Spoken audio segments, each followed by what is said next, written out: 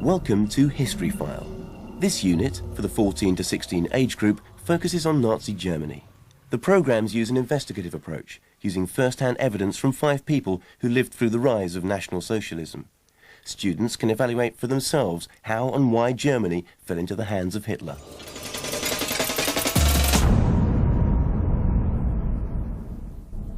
Ja, jetzt gehen wir, glaube ich, noch mal an das andere Fenster, noch einmal Deutschland.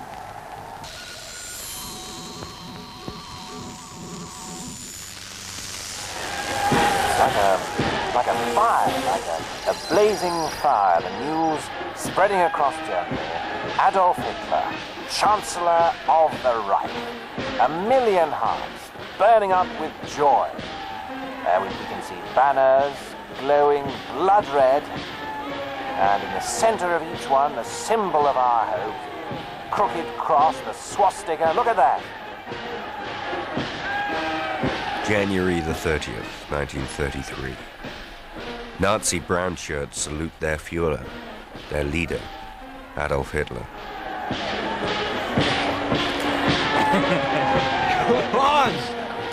His rise seemed the answer to many people's dreams. We will have a new Germany. And we can see thousands of blazing torches now streaming up the Wilhelmstrasse, long columns of brown shirts, victors in a painful struggle. The brown shirts were the foot soldiers of the Nazi movement. Years later, one of them, Fritz Muhlbach, described his memories of that extraordinary night. We were, I don't know, like just laughing, you know. We sang, we shouted Heil till we were hoarse. I mean, Adolf Hitler, leader of Germany. We couldn't believe it. When the news came through on the radio, we ran round to a meeting house and they got everything ready. I mean, they were handing out torches. And the best thing, when we marched, the police guarded our path. Like after so many years, the streets were finally ours. Yeah! Heil Hitler! Heil Hitler!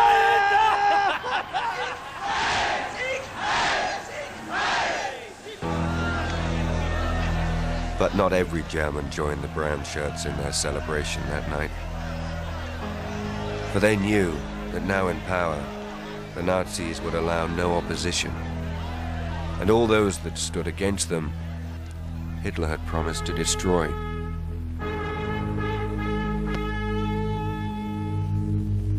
Our enemies say we Nazis are intolerant, that we're somehow un-German, because we refuse to cooperate with other political parties.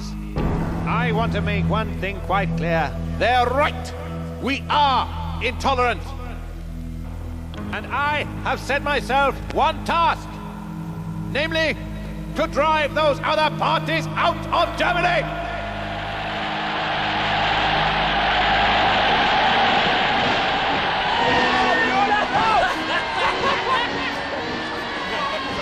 Hitler's rise to power would cause death and suffering on a scale rarely seen in history. Yet on January the 30th, 1933, many millions of Germans welcomed Adolf Hitler as their savior.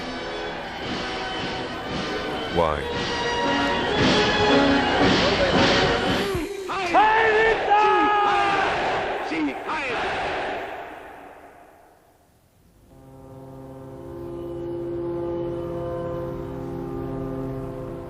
3 years earlier, 1930, Fritz Muhlbach returns to the northern dock town of Hamburg after a spell at sea and finds Germany in a terrible state. There was no work to be had. Germany, the worst-hit country in a worldwide depression. In the streets, chaos, and the police unable to keep order. From every direction, parties promised they had the solution. Communist, Social Democrat, Nazi. 35 parties in all. But right from the start, it was Hitler's Nazis that caught Fritz Muhlbach's eye.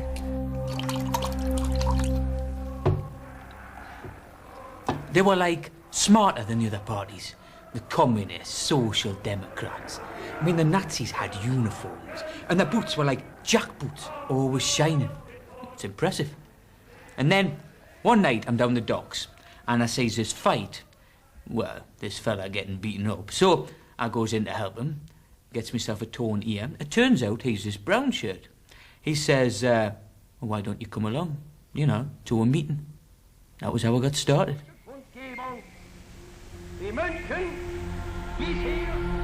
Over the next few months, Fritz went to many Nazi Party meetings.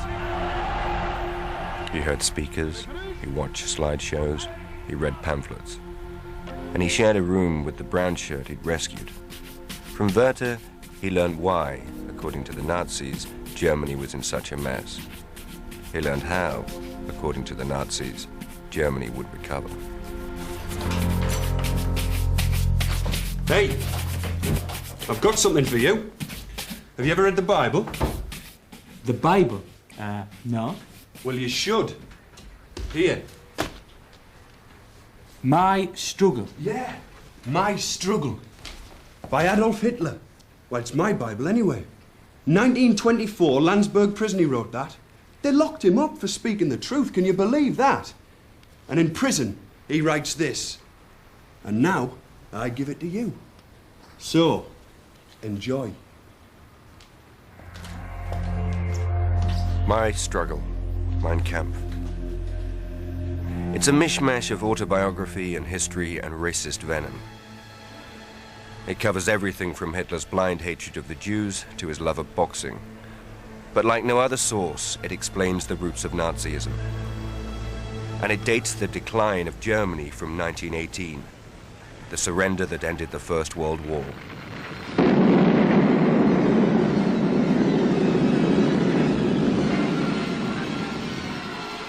The German army will cease fire immediately and then surrender in good condition 5,000 field guns, 25,000 machine guns, 3,000 trench mortars, 1,700 aeroplanes.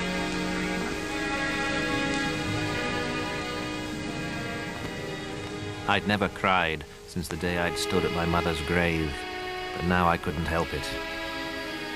Was it all in vain, the deaths of 2 million heroes?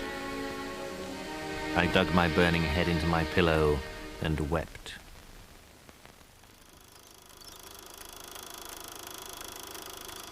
Back home in Germany, revolution.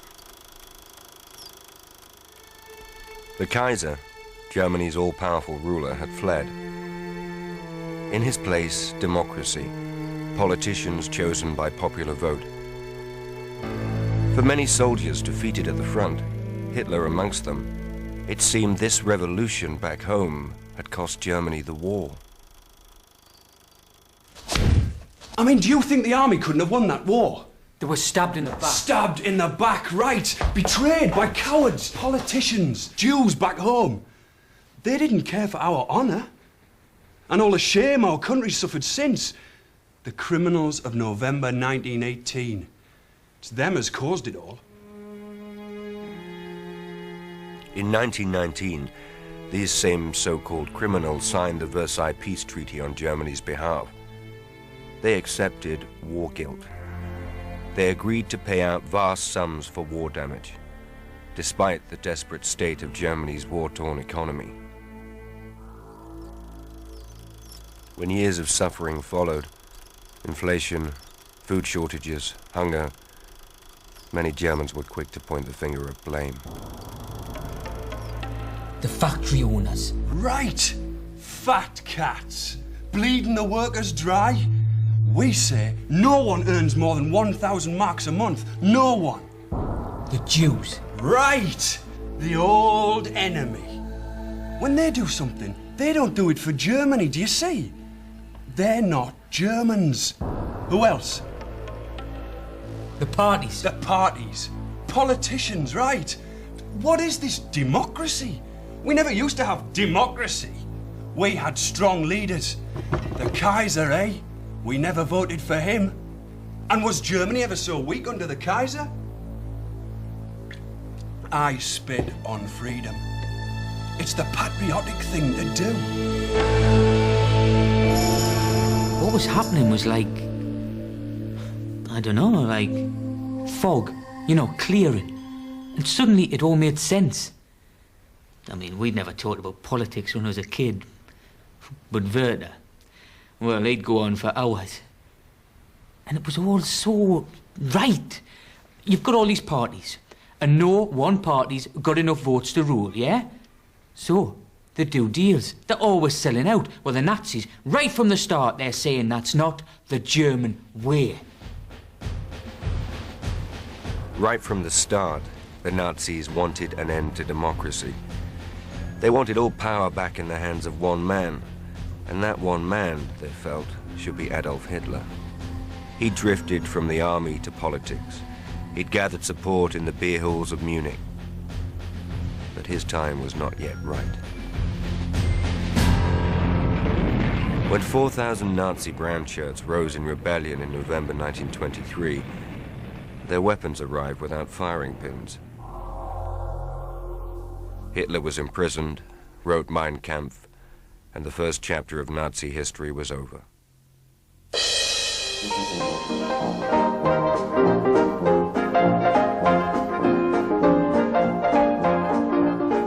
Germany in the late 1920s. Music, theatre, cinema, cabaret. Enormous energy eaten up seeking serious pleasure. These were the years Fritz spent at sea. Not that the good times were for working class lads like him. Meanwhile, Hitler saw the nightclubs and found them shameful. He'd begun to see himself as some hero of old, his mission to slay the monster of democracy. Our public life today encourages this wallowing in pleasure. We must clean away this filth, this plague, and we must clean it away ruthlessly and without wavering. Hitler's problem was simply persuading Germans they needed some knight in shining armor. But then, on October the 24th, 1929, Wall Street crashed. The worldwide depression that followed hit Germany hardest of all.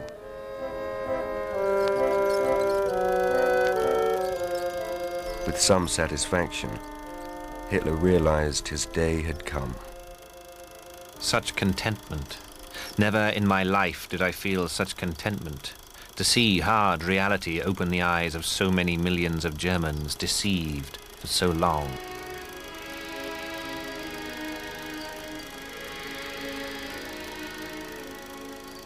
In 3 years, German production halved. Thousands of small businesses collapsed. Unemployment rose to 6.5 million. 17 million, a third of the population, was supported by the dole. I just got back from sea, laid off. It was terrible. You looked around at all that misery. Men just hanging around on street corners. Queues down the labour exchange, you thought, this is hopeless. I won't get a job. Those in work had had their wages cut. It was just depression everywhere. What is it? Horse. Just total depression. And it wasn't just the workers. I mean, those with money and savings, middle-class folk, you know, they were frightened they'd lose everything. Prices going up, banks closing their doors. And when they looked to the government to do something, nothing. Social Democrats have walked out of Parliament. They say they can't agree to cut the dole. How can we afford to pay every man the dole? It's nonsense. So we have a new government. Every day we have a new government. Who would have democracy when it makes us so weak? In the face of depression, and with democracy on the point of collapse, the German people looked for new solutions. In working-class areas where the poverty was worst, the communists attracted 6 million new members. They called on workers to rise and take over factories, banks, and businesses. It had happened in Russia in 1917. The Russian middle classes, factory owners, bankers, landowners, had been wiped out or forced to flee abroad. Not surprisingly, most middle-class Germans saw communism as the worst threat of all. We'll keep it under our pillow. If the communists should come for us at night, well...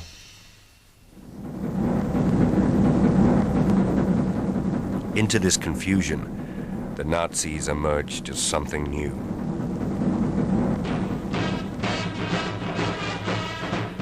The years since prison had changed Adolf Hitler. No longer the shuffling figure of the early newsreels. Now he was uniformed, impressive. Policy had changed too. No longer to seize power, but to win votes legally. They'd play their part in the democratic process and then destroy it from the inside. By now, Fritz Müllerbach was himself a brown shirt like Werther. Their job was to hand out leaflets, spread the word, and, by whatever means available, fight the communists. I remember one communist rally. 100 of us brown shirts got in ordinary clothes. And for half an hour, we'd just sit there. And then someone slips a stick of cordite on the stove. Bam! Smoke everywhere. Windows shattered. So, we stand up. Put on our caps, swastika armlets, and give the salute.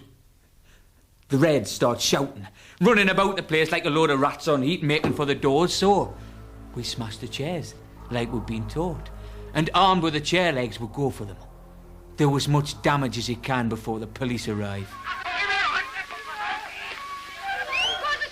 It was all quite deliberate. The Nazis wanted chaos in the streets. Chaos showed the failure of democracy. It made their solution more attractive. You wear it in public? Got one for you too, if you want it. They've no respect for the law, you know. They're just bullies. Yes. Well, at least they're not gutless. And if they're not afraid to take on the communists, we shouldn't be ashamed to say thank you. In 1928, Hitler polled just 800,000 votes. In 1930, he polled 6.5 million. The Nazis, from nowhere, were now the second largest party in the country. The grateful middle classes had much to do with it. But that doesn't explain Fritz Müllerbach. Working class, unemployed. He had nothing to fear from the communists. So, why? These boys, they left school, no factory, no workshop gave them a job. And now the Nazis promise work and bread. And for this, they storm into working-class areas. Because they are without work and without hope. Fritz lived on 8 marks, 40 pfennigs a week unemployment benefit. 5 marks on rent, 1 mark on sausages bought from a stall outside the Labour Exchange, 2 on bread and basics, 10 pfennigs on insurance, paid to the party in case he got injured fighting communists, and 30 pfennigs on tobacco. And 90% of his troop were unemployed like him. But to say they joined the Nazis out of desperation, no work, no hope, that's only half the story. Straight up, I can't tell you how wonderful it feels. How wonderful it's always felt to wear this uniform. Being like a soldier of the Nazi movement. With this vision, you know, a man, a leader, lifting us out of the gutter. And going to meetings, everyone's like, together, all thinking the same. It's the most wonderful thing I'd ever experienced. And all because of Adolf Hitler. All because of what he offered us. What he could do for us. I mean, we just listened like... Wir wollen nicht liegen und wollen nicht schwindeln. Es kann niemand hier gegen mich aufstehen und zeugen, dass ich je gesagt habe, der Wiederaufstieg Deutschlands sei nur eine Frage von wenigen Tagen. Immer und immer wieder predige ich, der Wiederaufstieg der deutschen Nation ist die Frage der Wiedergewinnung der inneren Kraft und Gesundheit des deutschen Volkes. I mean, that message. The German people finding their inner strength once more. After all these years, Germany spat on by the Allies, us feeling bad about the war, the shame of Versailles, and now this man says, come, Germans, join together, re-find your strength. I've never heard anything so beautiful. Wenn wir selbst dieses deutsche Volk emporführen durch eigene Arbeit, eigenen Trotz, eigene Beharrlichkeit, dann werden wir wieder emporsteigen, genau wie die Väter einst auch Deutschland nicht geschenkt erhielten, sondern selbst sich schaffen mussten.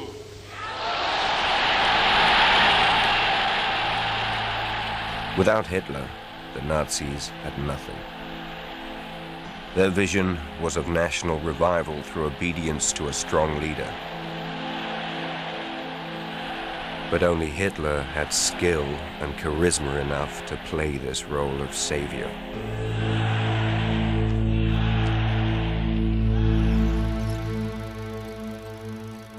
In July 32, Hitler took 13.5 million votes, a third of the total. In January 33, as leader of the largest party in Germany, he was made Chancellor. Within a month, he'd have the Communist Party banned. Freedom of speech, freedom from arrest, he'd sweep away. The transformation of Germany into a Nazi one-party dictatorship would begin.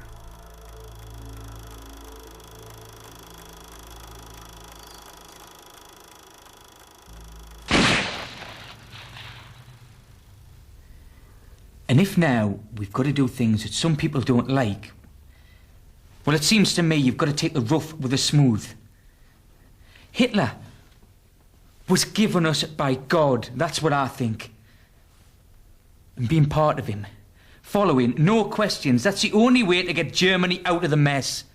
No more nonsense, really do something. And that's what we're going to do.